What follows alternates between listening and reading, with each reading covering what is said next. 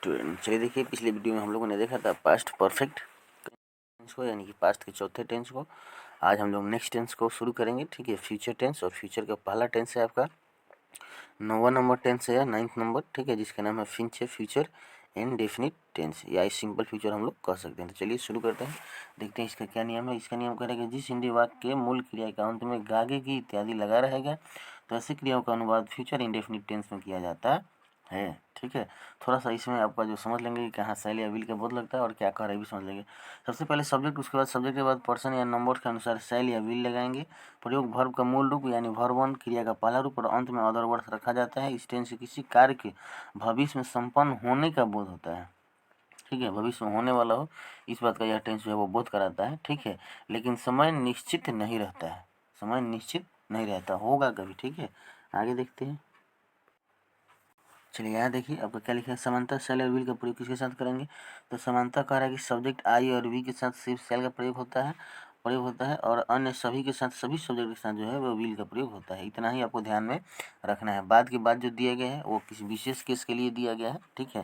तो विशेष केस के बाद यहाँ पर अब दिया गया है कि आई और वी के साथ विल लगता है, शेष सबके साथ सेल लगता है।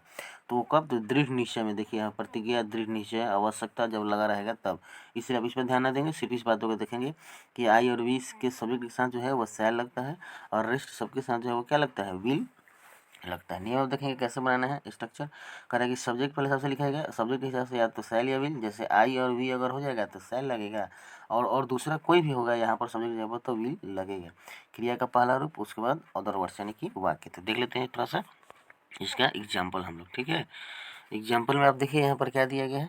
दिया गया है कि मैं रोटी खाऊंगा, तो आई सब्जेक्ट, उसके बाद आई के साथ सेल, उसके बाद क्रिया का पहला रूप, उसके बाद object. I shall eat bread, we shall eat bread, हम लोग रोटी खाएंगे, तो वी के साथ सेल, उसके बाद ईट, उसके बाद bread.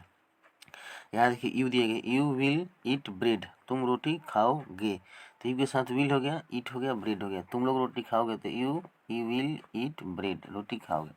He see it Mohan सबके साथ विल यहाँ पर दिया गया है। दे सब बॉयज सबके साथ क्या होता है? विल दिया गया है। सिर्फ वी के साथ सेल और आई के साथ सेल हम लोग प्रयोग करेंगे, ये फॉर्मल माना जाता है, ठीक है। विशेष केस में भी तो आई के साथ भी विल का प्रयोग होता है, लेकिन इतना हम लोग जनरली समझेंगे। कुछ और एग्जाम्पल देख लेंगे। चलिए देखिए, मैं बाजार जाऊंगा, तो आई के साथ सेल गो टू मार्केट। हम लोग कोई पत्र लिखेंगे तो we shall write several letter. वह कल काठमांडू जाएगी, तो she will go to Kathmandu tomorrow, ठीक है। तो ये आपका हो गया। कुछ एग्जाम्पल और भी दिया गया, आप यहाँ देखेंगे और उसके हिसाब से बनाएंगे। और यहाँ पर कुछ मैं आपको दे देता हूँ एक्सरसाइज, इसको आप देखेंगे, वीडियो को पॉज करके लिखेंगे और बनाएंगे। कोई भी दिक्कत होगा तो कमेंट करेंगे। Thank you.